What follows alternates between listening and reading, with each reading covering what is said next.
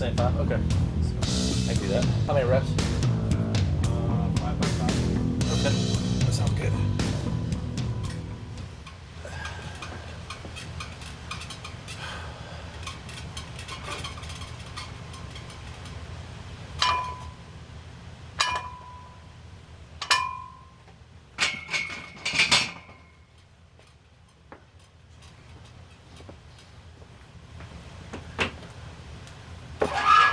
Put some 45s on.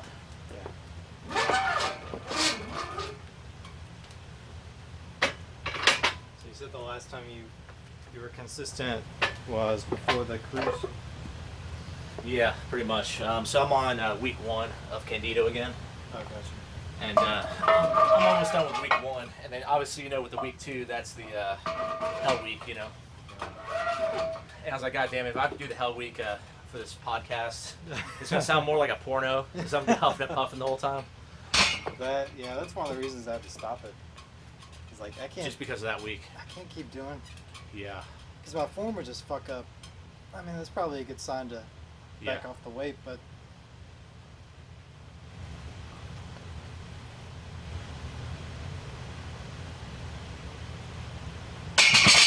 But that was the only place where the weight was giving me trouble was on that day.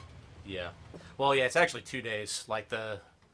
So you have the one that's, the 10 reps, and then you do the 5 sets after that, just like no matter what. Or, I'm sorry, 10 sets of, I'm already fucking this up. So it's 1 set of 10 reps, and then you do 5 sets of, I think it was 3 reps. So that's the first bad day. And then the worst days, then you do up to 10 reps again. So you increase the weight, do up to 10 reps for 1 set, and then if you can do 10 reps, then you do 10 sets. That's right.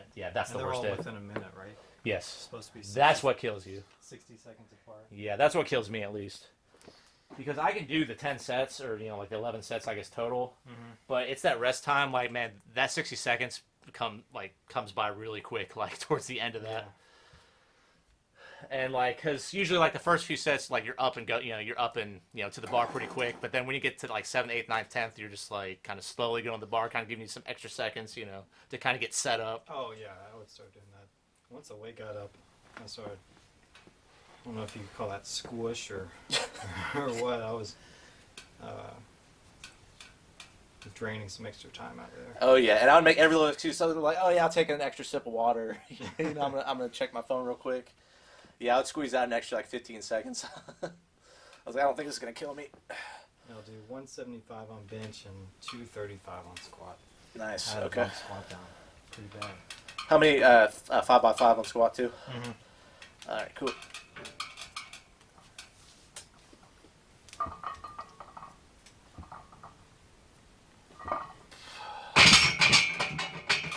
What do you think about this Intel and AMD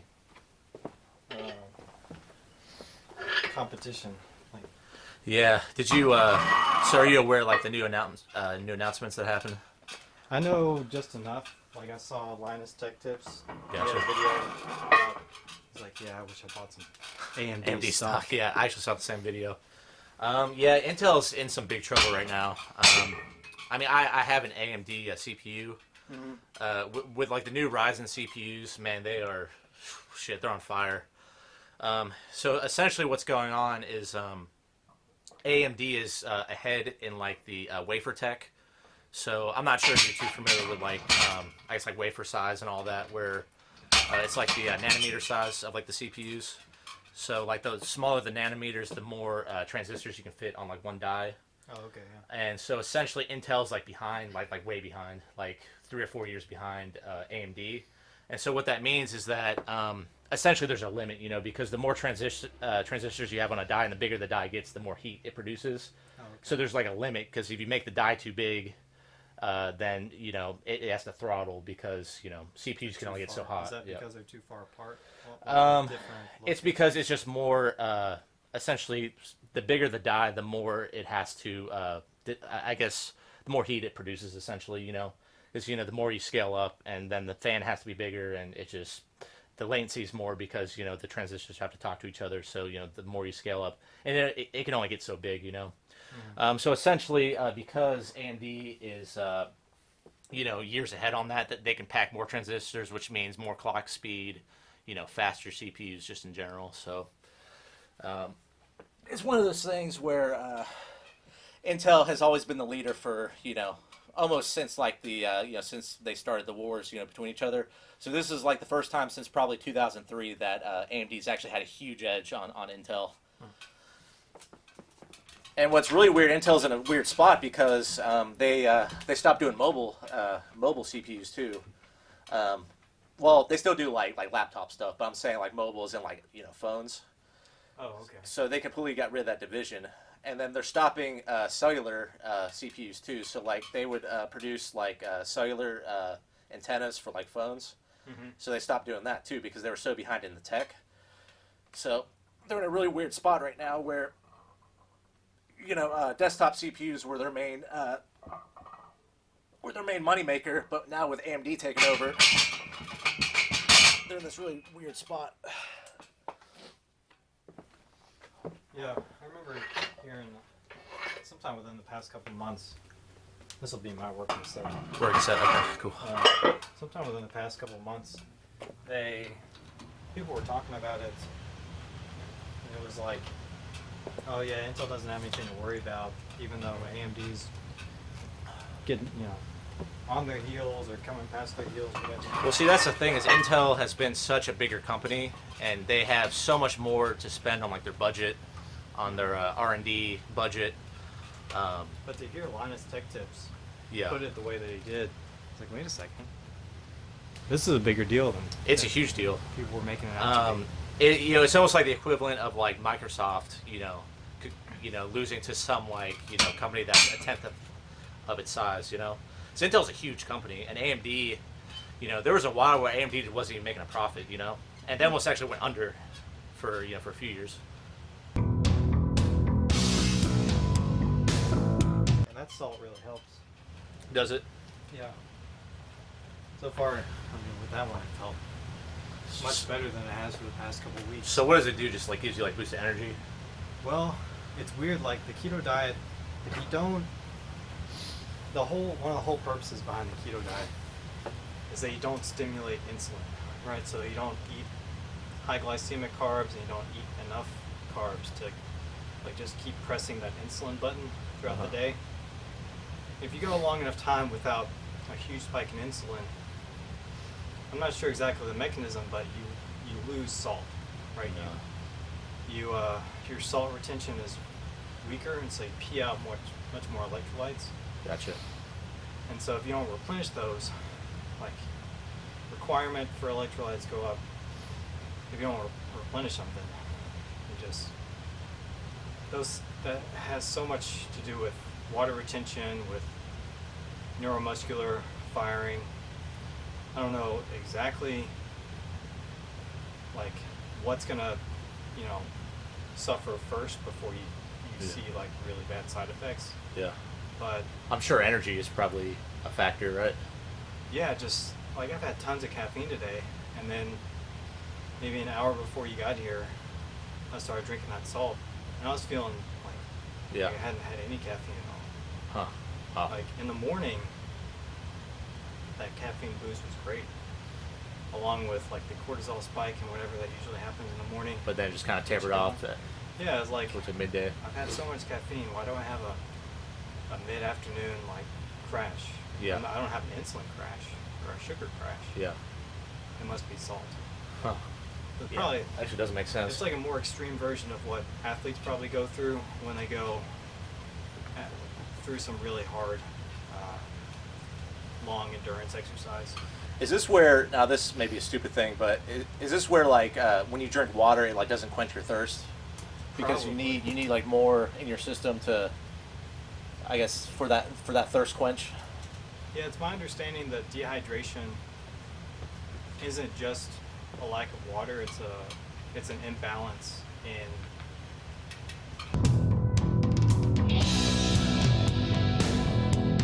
that salt will make you hold more water, and so I probably weigh more than I did an hour ago. Yeah. After drinking salt water and then drinking more water on top of it. Makes I'm sense. just gonna hold more water for the workout and then just flush it all out by tomorrow. That makes total sense. If I don't have a stroke. Yeah, sure. God, that'd be terrible having a stroke while like squatting, you know. You're done for. Being like in the hole in the squat and start stroking out. Oh shit. You said you're doing 3x5, right? 5x5. 5x5. Those feel more powerful, but they're I can't remember the name for it. But the fight, the fighting reps, they're not super powerful. Yeah, my bench has been looking pretty good lately. Right now, I'm trying to focus on my squat form. Because I think I fixed the deadlift issue, you know, where it's like hitting my shins. I think I've almost completely fixed that issue. But see, that's the thing, man. Like, because I fixed the issue like right before I went on the cruise, but then went on the cruise, and then I took like another like maybe 2 weeks off. And so like you'll fix something, and then you'll be gone for a while, and then you'll forget certain cues, you know, that you kind of built up, you know. And so then you just kind of have to like, you know, try to think of those cues again that you just learned. So it kind of, you know, kind of sucked that, you know, I guess the timing of that cruise.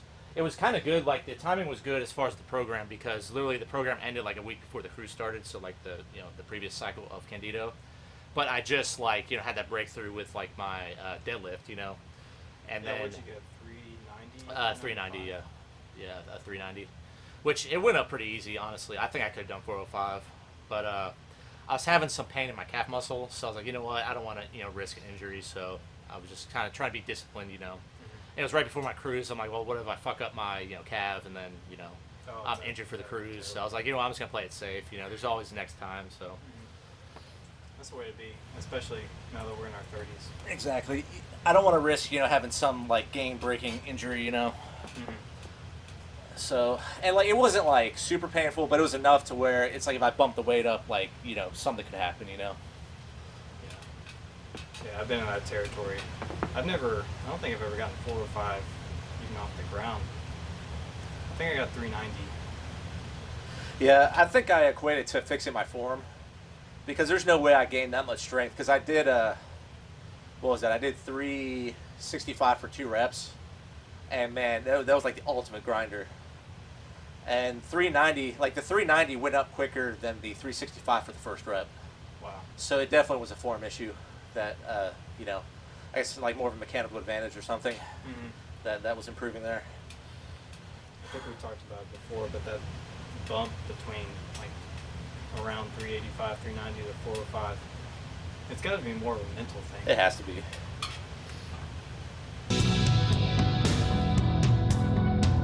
Yeah, these things, they'll throw you off. Those little welds. Yeah, man, that's one thing that throws me off so much, because I'm so used to, because I go to the same gym. I've been going to the same gym for years, so I'm used to like how the bench feels, like kind of like the where you have to rack the weight, you know. Yeah. And on squats, you know, kind of like where the holes are situated. So when I go to someone else's setup, like it just completely throws me off. It's at that workout anytime, right? Yeah, it's the. So there's 2 in Lexington. I go the one off of Maple Leaf. There's also one off of Boston Road too.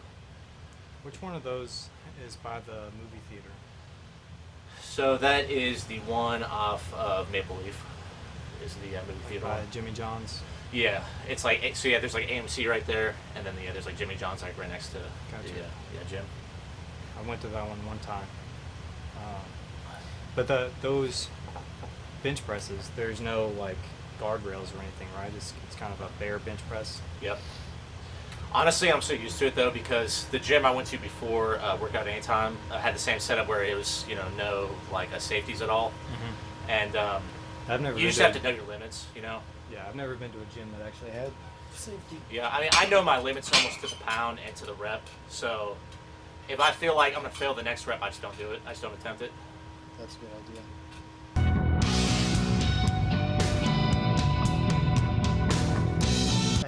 idea.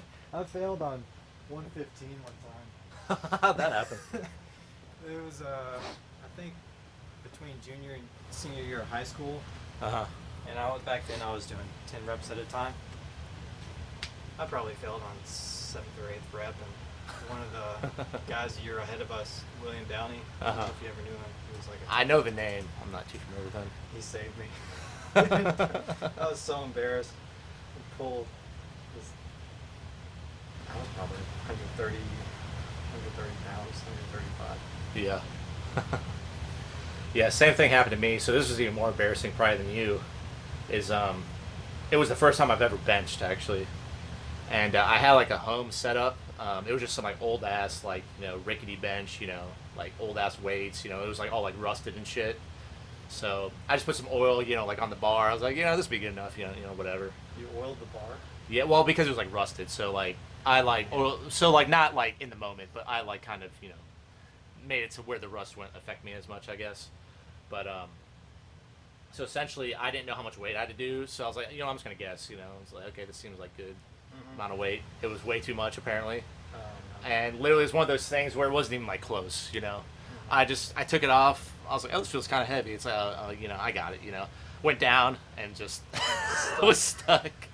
And I kind of wish I knew how much going back, like how much weight that was. It had to be like probably 95 pounds because this was way back like freshman year or something, And that was back when I was like a freaking like toothpick, And what was sad is I didn't know the rule of shame either, so I'm like, I don't know what to do. But luckily though, what happened was I forgot to put the clips on. So just by chance I forgot to do that. So I was like, okay, I'm just gonna like. So I did, that business, where you kind of like do that. And Candido has a whole video. Yeah, He's like how to save yourself from the bench press. But don't put the clips on. Yeah.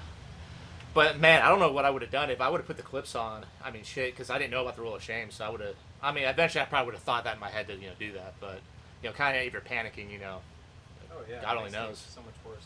Yeah. Plus, it's so close to your neck. Yep. Like, at least you got it down to your chest safely and didn't snap yourself. Yeah.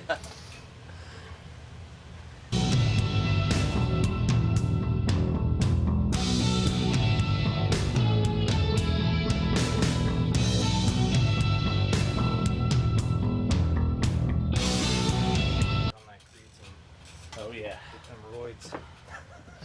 Roid it up, bro. Yeah. Protroids.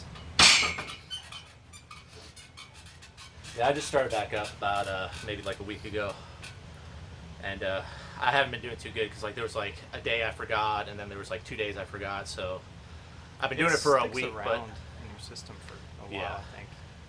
I mean honestly, it still may even be around from the last time I was doing it, but I don't know. I don't know how long it stays in your system for. I've heard just anecdotally within a week it's gone, but it's not like overnight, if you miss Yeah. a dose. Yeah, I've been trying to. I've been like double dosing, for like that initial. What's I that don't called? think that's necessary either. Well, they would call it that. To like saturating your system, right? The loading phase. Yeah, the loading phase. I'm not sure, like the kinetics of it, if that's Yeah. even necessary. I mean, I heard really the only benefit is like it gets your body saturated with it like a little quicker. So instead of like taking like 2 weeks, it takes a week or something. Now that could be gross science. I'm not sure on that, but Yeah, I've heard from PhD scientists, just 5 grams a day. Just do 5 grams, Just do yeah. that. By the time that you're going to notice anything, you're there. Exactly. I mean, I'd say the worst case scenario. I mean, creatine's It's pretty not like cheap you're wasting anyway. it. Yeah, It's the exactly. cheapest supplement By far the you've cheapest ever supplement. made. Yeah, I always tell people, like I always tell newbies, like just pretty much in order, like creatine's number 1, and then like whey protein's number 2.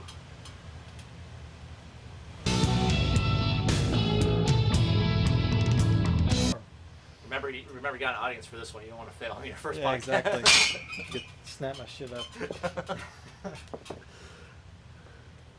Well, hey, that'll get the views though. Like That would get us used really fast. yeah. You ever seen that Bad Luck Brian meme? Oh yeah. Like film's first podcast, Yeah. Snaps of shit. sent to the hospital.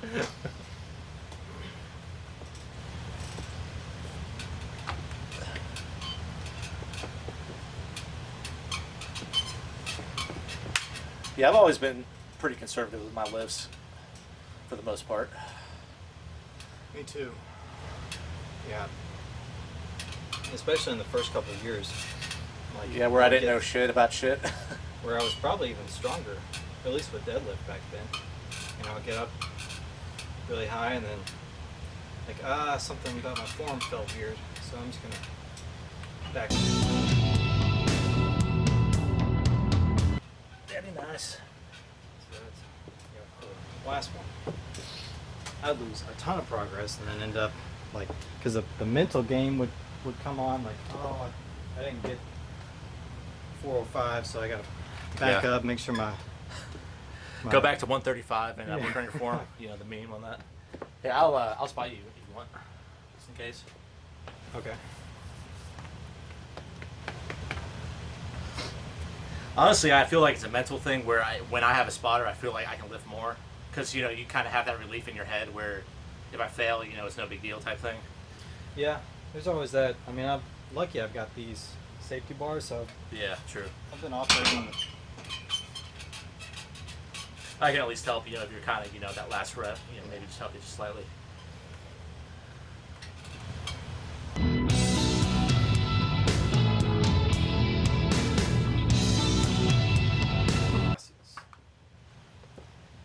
I knew as soon as that went down, like a dive bomb. Like this is not. I'm not gonna get the bounce off this one. Yeah. Yeah, like I was saying, I pretty much know the rep if I'm gonna fail. So whenever, because I work out with coworkers, I'll even say like on my last rep, say it's like my 5th rep, I'll be like, I don't know if I can get this, so just be careful. And then usually, sure enough, I'll like you know go down and like go halfway, and then they'll have to help me. I wonder if it really helps to practice like your sticking points. Yeah, I think so. I've never really tried it on bench, but like deadlift, I would you know I would do like rack pulls and stuff like that. Because I never have a problem getting it off the ground. It's usually the lockout is kind of my sticking point on like really heavy ass weight. So I'll just do rack pulls to you know kind of simulate that. I'm the opposite. If I can get it a couple inches off the ground, You can usually lock out. I mean, back when I was actually trying to max deadlift, it seems like that was the case. It's all about getting it off the ground, though. Yeah. For Sometimes me, yeah, I I'm think- literally the complete opposite. I can pop it off the ground for a few inches, but then I start to like slow down until I just can't do that lockout. Mm-hmm.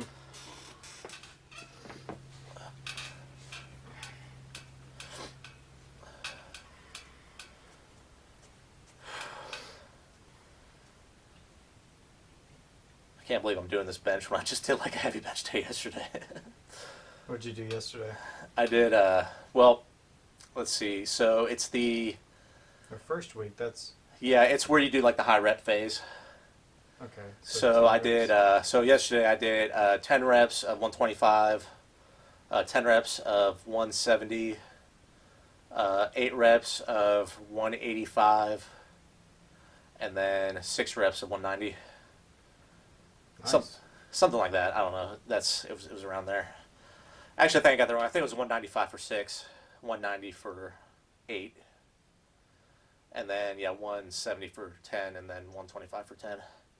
The thing that sucks about that one is that like the first 2 sets like really just messes you up for like your later sets because your arms are just so gassed out from that, from doing those 20 reps, like 20 reps total. Yeah, Candido's program is good, but there's a few things I think I'm adjusting to it, at least this time around. Mm-hmm. And I'll talk about that after this set here.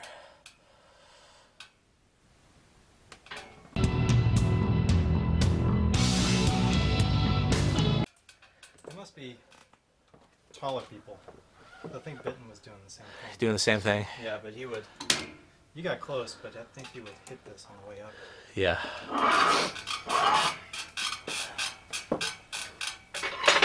But I was talking about the Candido, like what to switch up. One thing I think for sure I'm gonna switch up this time around is I feel like on his program you do too many alternate deadlifts and not enough just actual deadlifts. Yeah. Yeah, Which- there were a bunch of alternate deadlifts. Like, Which to me it's one of those things. It's like alternate's good, but how are you gonna get better at deadlift if you're not deadlifting? You know, or like doing actual deadlifts. that one's tough. I don't know, man. I think...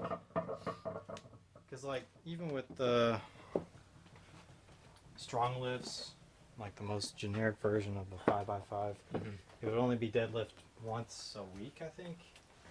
Once or twice a week. Because it would be A and B days. And that's when I saw. That's when I had my strongest deadlift. Actually, it was with doing that program, the strong lifts. Strong program. Yeah, I think. Well, yeah, volume-wise, you definitely want to do less volume on deadlift as opposed to like squats or something like that. But I guess my issue is like there would be a span of like a week and a half or 2 weeks where you're just doing like alternate deadlifts. And like for instance, like this. So for like the first week, you're doing. I was supposed to do like 265 for like 5 reps or something. It's like, to me, so then that's just like regular deadlift. But then next week, then the week after that, you're doing like all this like alternate stuff. And I don't know, I feel like I feel more comfortable just doing more deadlifts just to kind of work on the deadlift as opposed to doing just like alternate stuff. What kind of alternate deadlifts do you use? So remember last time what we did? It was the snatch grip deadlift. Oh, right. Yeah. God, I think I fucked my finger up on that last set. I think I like jammed my middle finger. I don't know how the hell that happened. Maybe when I hit the thing.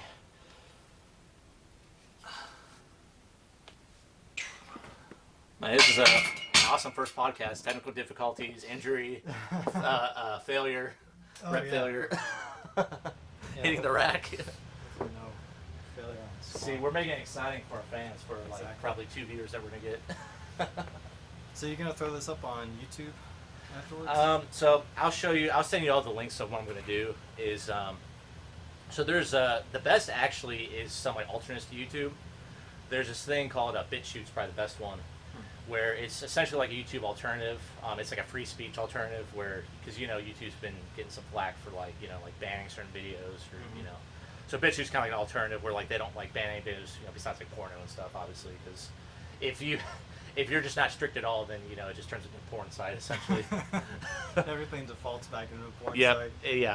Yeah. Like given enough, given infinite time, it just eventually will go back to porn. The survival rate for all video sites drops to 0. Yep, exactly. So there are some things like that, and you can't have like like people being murdered, stuff like that. But outside of that, there could be like Nazis on there, stuff like really? that. Yeah, exactly. Us being Nazis, I thought it would be kind of a. But no, but see, I guess the benefit of it though is that since it's an up and coming like website, like you get as much exposure as like anyone else would, So there's like popular YouTubers that are also on BitChute that they'll get like a fraction of their views. But what's good about that is that if you're just posting on YouTube, like you're just kind of drowning in a sea of piss, just pissing in a sea of piss, where it's hard to kind of get exposure. But on a platform that's smaller, you get more exposure just because there's not enough video, there's not as many videos. Okay. So if that makes sense, because I have a YouTube channel and I post it on BitChute plus on YouTube, and my BitChute channel gets like quadruple the amount of views. Oh, that's right. As a Yeah, YouTube. you mentioned that. Yep. Cool. So, but yeah, like I was saying, we can post on a lot of platforms. There's BitChute, obviously YouTube. There's one called Minds, which is kind of like a YouTube alternative. It's a Twitter/YouTube alternative, which is pretty good. So do these websites run ads and all that stuff? BitChute does not. How does it stay? I have no idea. Apparently, it uses like a cryptocurrency to. Donations. I don't know. Honestly, I do not know. I'll have to look more into that. But I know it says something about cryptocurrency, how you can. I think you can like buy cryptocurrency through the website, and you can. So it's sort of like Reddit Gold type thing. Or like, are you familiar with like Reddit Gold, where you can give people gold? So I think it's something like that. I'll have to look it up again to be exactly certain. But Is there a membership fee? nope, nothing. Yeah, it's completely free. So I don't know how they make money.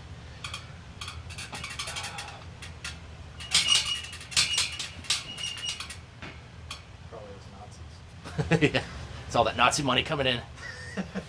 Nazi money. I'm sure they're just loaded. Yeah. It's all those alt-riders.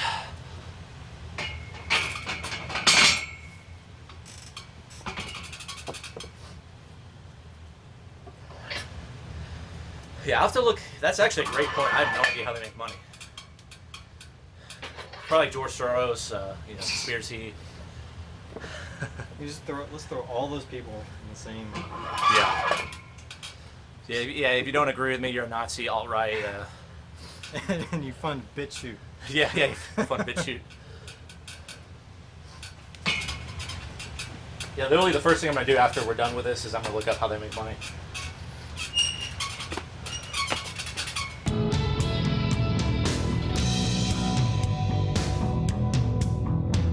The wider stance is better. I think so. It's hard to tell, man. It seems like I've changed so many things up over the years. I don't know backwards from forwards. Yeah, same thing with me, man. Like, I mean, I've discovered the more narrow stance I do, the less further I go down. So the more wide I go, the further I go down, which seems to be counterintuitive, because if you look at most like powerlifters, they do a super wide stance and they go almost like directly to parallel. Yeah. So I don't know, because I know I was watching a Candido video where he was saying when you some of the top powerlifters, when they do like a super narrow stance, like there's one guy, literally when you're going down, like your knees almost hit your stomach, and that's kind of your cue to go back up.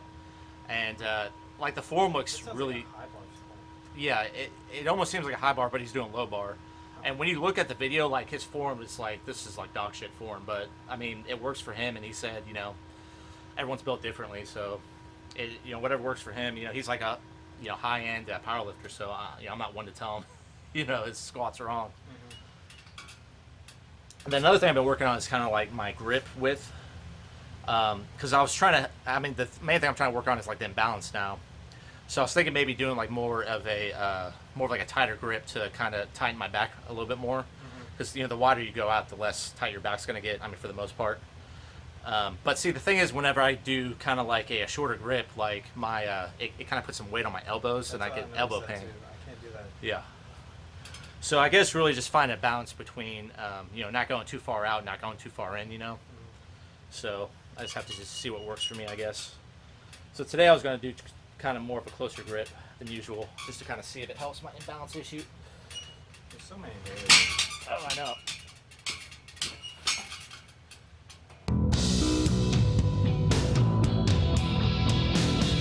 But you're just not forced to go as low. Yep. Like you're still parallel. Yeah, like I said, that's the main thing I try to work on. But then I discovered I have that imbalance issue now. So now it's nothing I'm going to work on. So it's like I'll fix one thing and then another thing will pop up, All these things, they only seem to pop up when you really throw some weight on a bar. Yep, exactly. Yeah, because that's what my coworker said, is when it's like I'm fine when it's at like 135, but once I start to hit like 225, that's when all the imbalance starts to happen. So it's definitely something where maybe it's like when I strain, like maybe my body just tends to go to one side when I strain, because I tend to go like this way. So maybe there's something going on when I'm straining, and it's just kind of doing this business. I'm just stroking out, Yeah. I know mine stems from a couple different places, but I think one of them is not having the bar centered on my back correctly. That could be it. Starting out. That could definitely be a factor.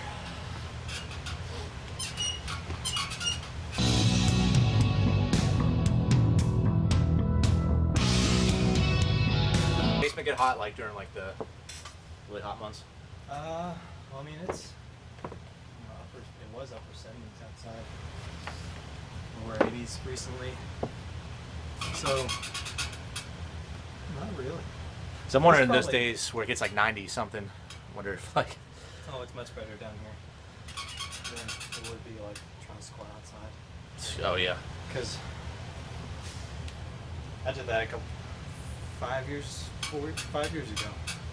I had this set up out in the garage. Uh huh. Just be pouring sweat out there. Yeah, like when I had my home gym, I would have to deadlift outside, and I actually didn't mind it. I actually kind of liked, kind of having the fresh air, to breathe in. But like I was saying before, the only thing that would suck about it is when it would get like below freezing, and That's impossible. and the bar and just warming up, because you have to warm, because I don't want to go straight to the 315 or something. So the bar would just increasingly get colder and colder to the point when you're actually doing like your work set, it's like ice. You're just like touching ice. I don't think I ever bothered with deadlift or squat. I would do bench press. Bench press outside. Yeah, because I could wear gloves and do it. But my uncle actually had a gym in Versailles at that point, so I was using that for deadlift and squat. I can't imagine trying to pick up 315 pounds barehanded. Maybe that's why my grip strength's so good. Yeah, 20-degree weather. It's like if I can do this in 20, I can definitely do it in like 75. It's still weird trying to like re-rack the weight and like I'm like, is it here? Is it like down here? Because like at my normal gym, I'm just like I just know exactly where it goes. Yeah.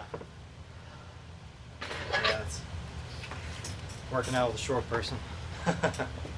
Well, no, actually the bar's actually probably maybe even slightly shorter than this at the gym I go to, because if I go one bump higher, it's too high.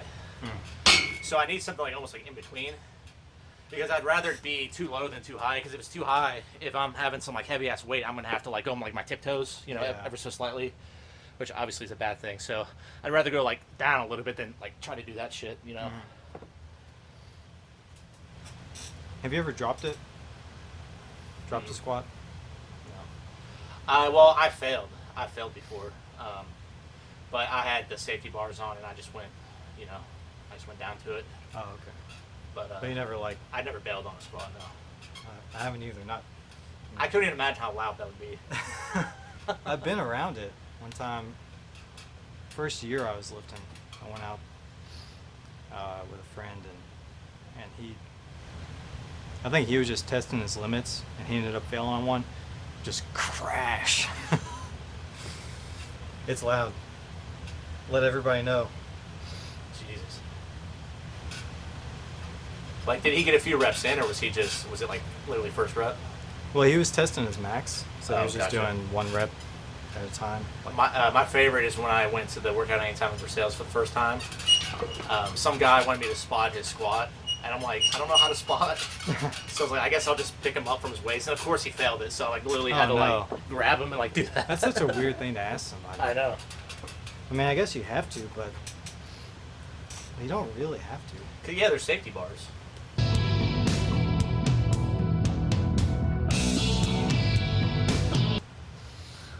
Just admit, man, you put roids in your water. Drinking roids.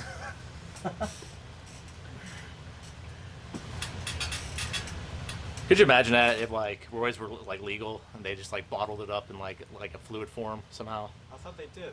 Don't they sell those at the gas station? Do they? I mean, shit. They seem to sell everything else at the gas station, like dick pills and all that shit. Yellow jackets. Yeah, there was one.